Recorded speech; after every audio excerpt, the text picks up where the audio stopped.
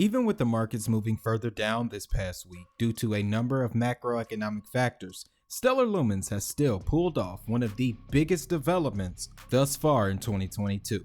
In this video, we are going to focus solely on the impact of this partnership and how I think this could set the stage for Stellar Lumens to reach a new all-time high after this current bear cycle. As always, I'm Wade Teamer and you're watching DHN.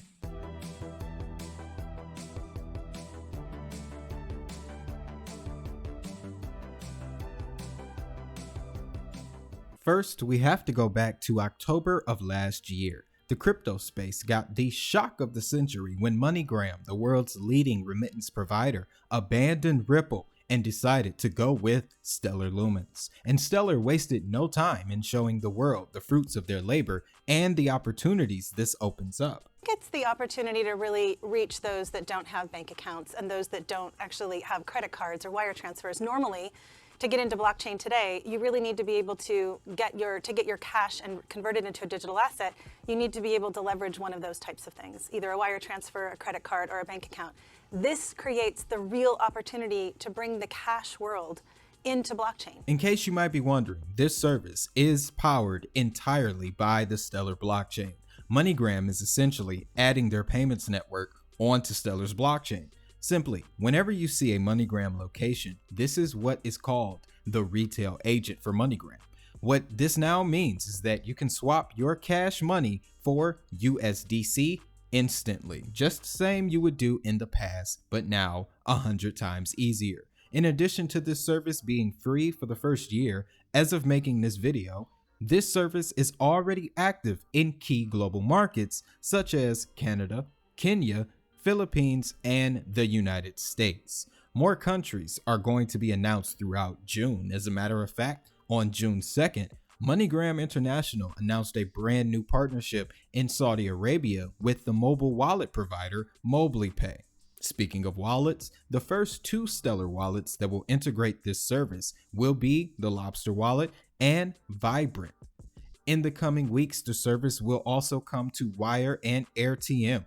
This will bridge Stellar wallets to the MoneyGram network. It'll also help MoneyGram because now their developers can build on Stellar to serve regions that haven't been touched before. The implications of this will reach very far in coming years, but what's even more interesting is what brought us to this point. How about we start with MoneyGram? If you were a MoneyGram investor back in 2018, you might remember this not being the best time to be in the market. However, under the surface, we find out that this was all part of a much larger agenda.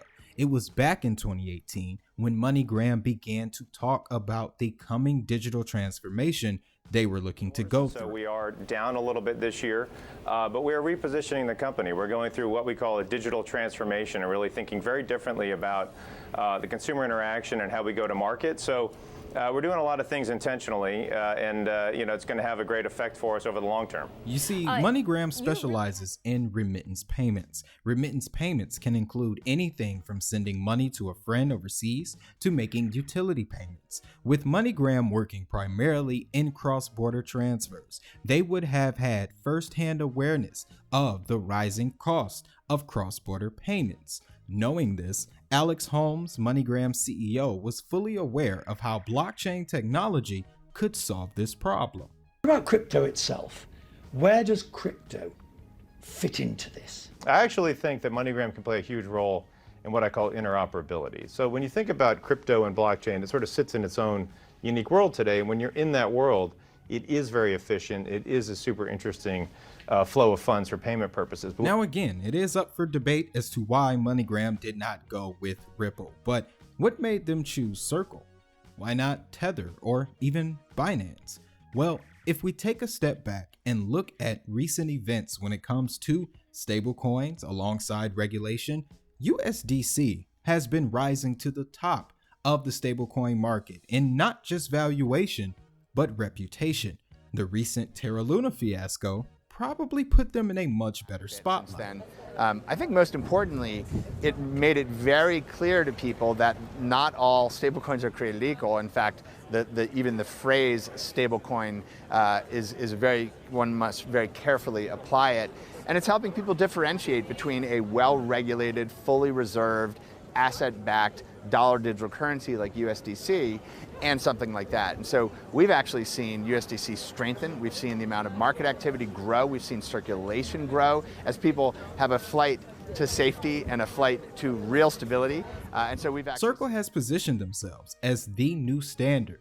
We know recently they have been very vocal on DeFi and also very vocal on cross-border payments. At no cost, and we take that for granted. And so when there's people who need to engage with, that's freely available. And there's an architecture, there's an internet architecture that made that possible. And so I think what got us excited about digital currency as a way to address this issue is the potential that we could get to a place where you could have a dollar that could be transacted and transmitted at internet scale to any person anywhere without permission on a peer-to-peer basis. One way to look at this is that MoneyGram chose Stellar, and since Stellar was already linked with USDC, it just made things easier, right?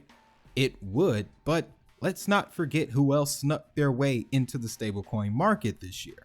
What am I talking about? Well, in February of this year, guess who revealed a 6.7% share of MoneyGram International? BlackRock. The fact that BlackRock has a large amount of capital invested in both of these firms after stating last year in their annual letter to CEOs that a revolution was coming to the financial industry means that these two firms are going to be a very crucial piece to the digital transformation. If that is to be true, then it would also mean the exact same thing for Stellar Lumens.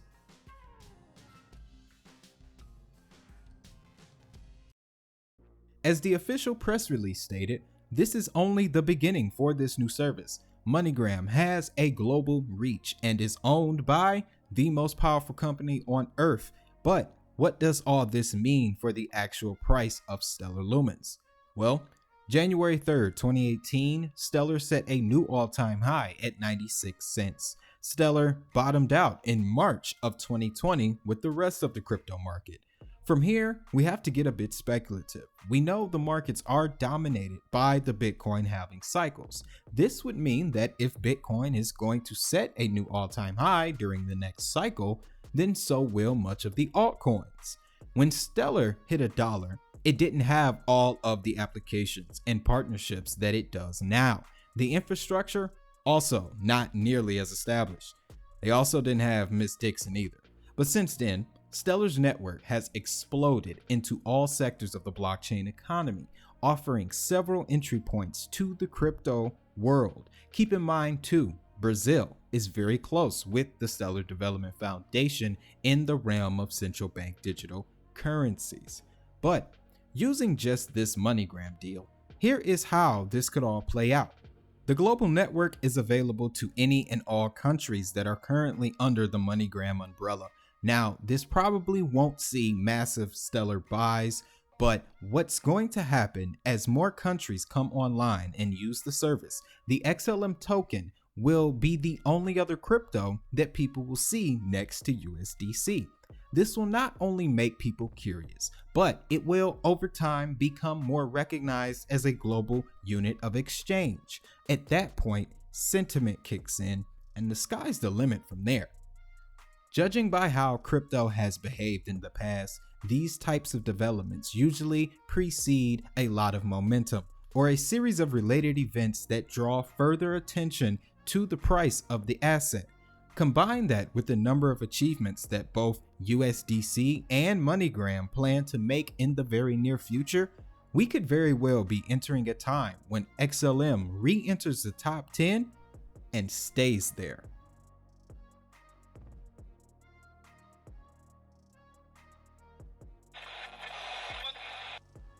All right, so I am gonna go try to see if I can withdraw some money. So the way this MoneyGram thing looks is it shows a little icon right there that says, hey, look, you got money to pick up at MoneyGram or something like that. Yeah, cash you ready for pickup. And I'm gonna see if we can make this work. The MoneyGram kiosk here, put the information in, and then you'll be able to pick up the money with your reference number from the cashier. Are you receiving? Receiving. Okay, receive money. And the reference number?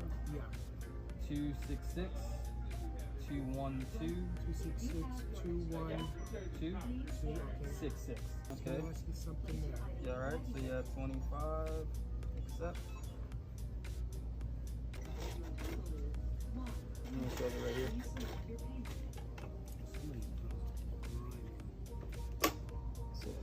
Okay. Now, really quick, I have a call to action for you. Since this service is about to be rolled out across the United States, if you're watching this at any point in the future, I would love to know if you've used the service and how was it? I think it'd be a cool story to hear. And always remember, if the money is digital, so is the hustle. I'll see y'all in the next one.